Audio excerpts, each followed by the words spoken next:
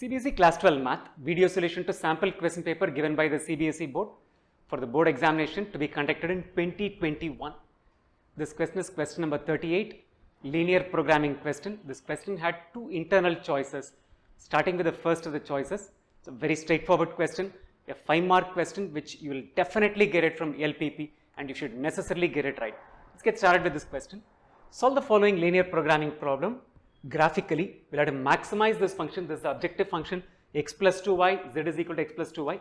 Following constraints given to us, x plus 2y is greater than or equal to 0, 2x plus y is less than or equal to 200, 2x minus y is less than or equal to 0, and x and y are greater than or equal to 0. Right? Let's do it graphically. Let's plot it on an xy plane in a graph sheet, x-axis, y-axis. Let's start one constraint at a time. We'll start with the first constraint. To plot the line, right, we'll start it as an equation and then let's identify the region by converting it into an inequality, right. We're going to pick the first constraint, write only the equality part of it, x plus 2y is equal to 100. So let's define this line based on the information given in this equation, right.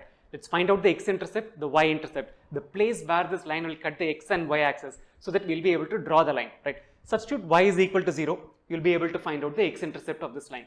So if I substitute y is equal to 0, x becomes 100. So the point where it cuts the x-axis is equal to 100. Now substitute x is equal to 0, we'll find the y-intercept where it cuts the y-axis. So substitute x is equal to 0, 2y is equal to 100, y is equal to 50. So 50 is the point where it cuts the y-axis, 100 is the place where it cuts the x-axis. Join these two, so we've got the first line in place, right?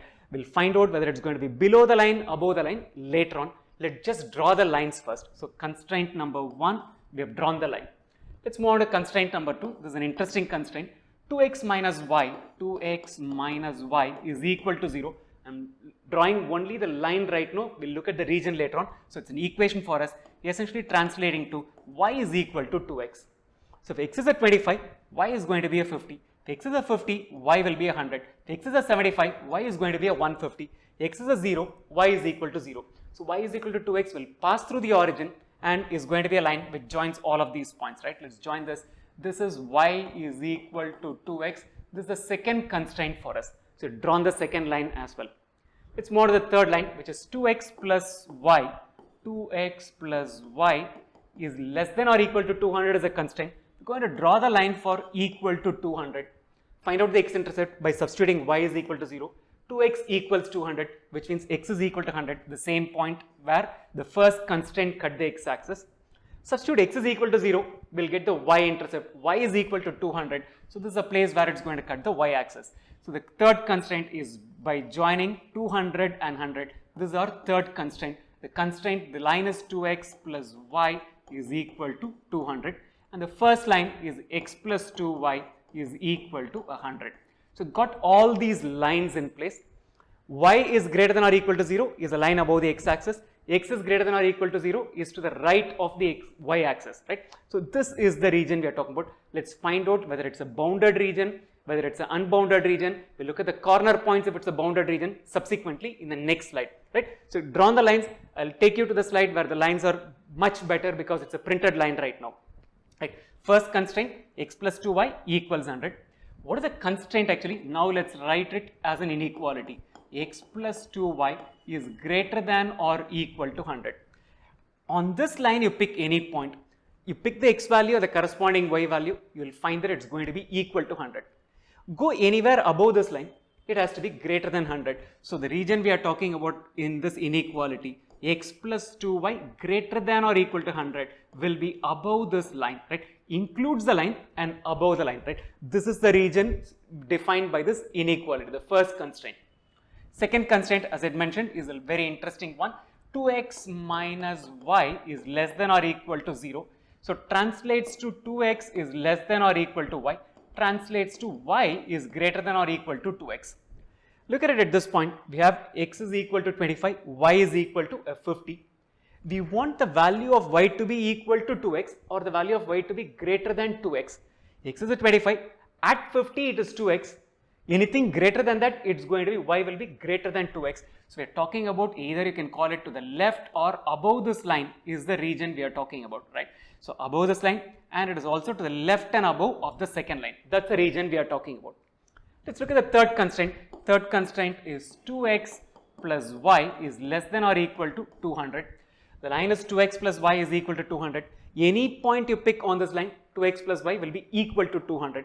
If I pick a point which is below this line, the value is going to be 2x plus y will be less than 200. So you're talking about anything on the line or below the line. So this is what is the region for the third constraint. And obviously we have anything to the right of y-axis and above the x-axis. Look at it, it should be above this line, to the left of this line, below this line, bounded by the axis. Basically boils down to the region being this part. We'll look at the region in a next slide, which is a lot better to understand right now, right? So how did we go about it? We plotted the lines initially, x plus 2y equals 100, 2x plus y equals 200, 2x is equal to y. Then we found out, is this constraint given as an inequality above the line or below the line? It's above the first line, it is to the left or above the second line, it is below the third line. The common region essentially is a bounded region. Let's plot the corner points and find out their coordinates. This is an easy one. The first one we'll call it as A. Coordinates are obviously 0, 50 for A. So the first point coordinates are very straightforward. Same goes for B, the second point. This is 0, 200. The third corner point is C. The fourth corner point is D. Let's compute the coordinates of point C and D. Right. Up till this point, the moment you have drawn these three lines and found out this region graphically, if you have marked this region, at this point you are eligible to get 3 out of the 5 marks, right? Get the fourth mark when we find out the 4 corner points. We found out 2 of them. We find out the value of C, the coordinates of C, the coordinates of D, then you get 1 more point, you get 1 more mark, and you'll get the last 5th mark when you have found out the objective function's value, the maximum value of the objective function and where it happens, right? So essentially right now we've got 3 out of the 5 marks. Let's compute the coordinates of C and D. C is essentially the point of intersection of lines 2x plus y equals 0 and 2x equals 0. Let's solve these two equations to find out the coordinates of C. 2x plus y is equal to 200 and y is equal to 2x. Substitute y as 2x in this equation. So 2x plus instead of y we'll write it as a 2x is equal to 200. 4x equals 200, which means x is equal to 50. Substitute x as 50 to find the value of y. So y is equal to 100. Coordinates of point C are 50, 100. So you found out the third coordinate also. Let's find out the coordinates of point D. How do we find out? By solving these two equations. X plus 2y equals 100 and 2x is equal to y, or y is equal to 2x, right? Find out the coordinates of point D. X plus 2y is equal to 100, y is equal to 2x. Substitute y as a 2x in the first equation, right? So x plus 2 times 2x is equal to 100. X plus 4x, 5x equals 100 translates to the fact that x is equal to 20. X is equal to 20, y will be 2 times x, which is equal to a 40. So this becomes 20, 40, point B, right? This is point C, which is 50, 100. Right? In all of these cases, you'll realize that the one line which is common is y is equal to 2x. So always the y coordinate is going to be for C and D twice the x coordinate. Done. So found out the coordinates of all 4 points. We've got 4 marks at this point. The corner points are A 0, 50, B 0, 200, C 50, 100 and D 20, 40. All that is left is finding out the value of the objective function. Objective function is x plus 2y. Let's find out for each of these points. Substitute x as 0, y as 50. You get 3 times 0 plus 50, which is equal to 50. At point B, it is 3 times 0 plus a 200, which is equal to a 200. At point C, it is 3 times 50 plus 100. 150 plus 100 is equal to 250. Up till this point, this is the largest value. D definitely is going to have a lesser value. Look at both the x and y coordinates of D are lesser than the x and y coordinates of C. We'll nevertheless find the value. 3 times 20 plus 40, 60 plus 40 is equal to 100. The max value of the objective function happens at this point C and the value is equal to 250. So Z max is equal to 250, where at x is equal to 50 and y is equal to 100, right? So the moment you write this last bit after computing it, you get the 5th mark. Quickly recap it. We basically had 3 constraints. We drew lines for those constraints. Subsequently, in the next slide, we basically found out is the region above or below the lines. It was above the line for 2 of the lines and below the line for 1 of these lines. That helped us find out that this is a bounded region. Next, we basically found out the corner points of the bounded regions. We gave them name as A, B, C, D. A and B, finding the coordinates were very easy because they were points lying on the y-axis. C and D, we solved two linear equations to find out the coordinates of C and D.